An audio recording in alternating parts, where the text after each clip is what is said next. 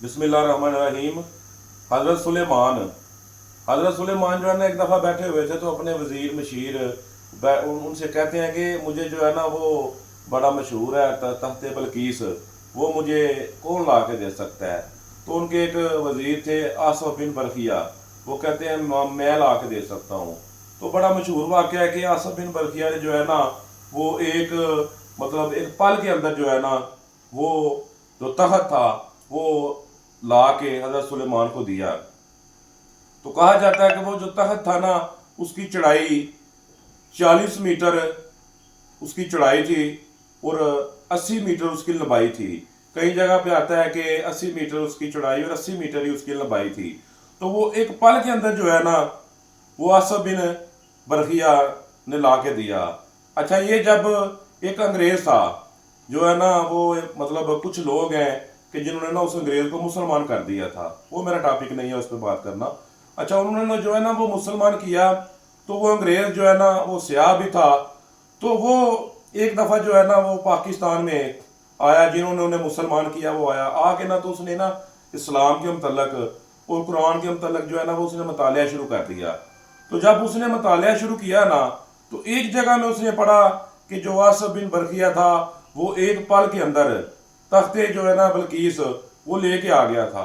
वो बड़ा परेशान हुआ, उसने सोचा कि यार एक पल के अंदर ये तख्ते बल्कीस वो आसफ बिन बरखिया कैसे लेके आ गया।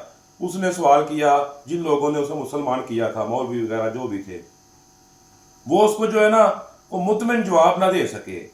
तो वो क्या जवाब देते उसको।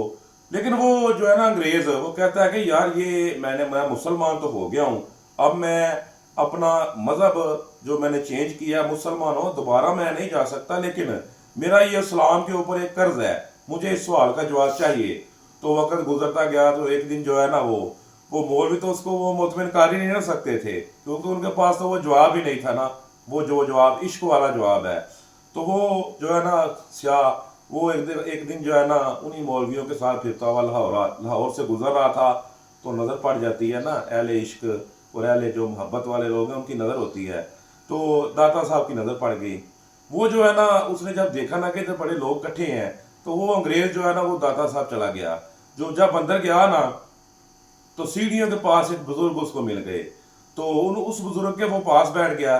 जब उन हस्ती के वो पास बैठा ना तो वो हस्ती ने उसको पूछा अंग्रेज को कि तुम क्या पीना चाहते हो।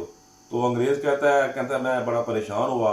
तो वो जो है ना उस हस्ती ने उसको पूछा कि चाय पियोगे। उन्होंने कहा जी मैं पीऊँगा।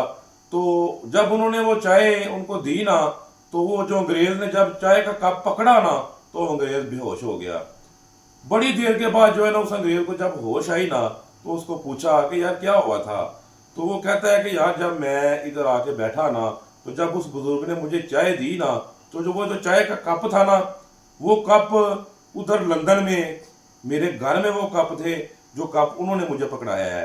तो वो कप देख के मैं बेहोश हो गया था और वो बाबा जी गायब हो गए।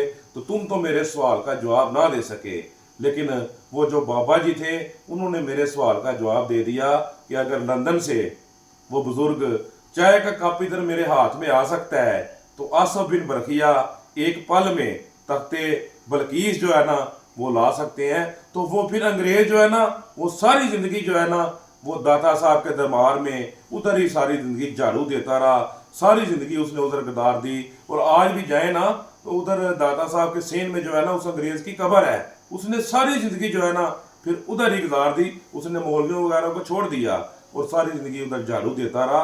ये इश्क है, जब इश्क की लो लग जाती है ना तो फिर ऐसे ही होता है। अल्लाह ताला ने जिंदगी नफा की तो इंशाल्लाह एक नए दिन एक नए वीडियो के साथ दोबारा मुलाकात होगी। अस्सलाम वालेकुम।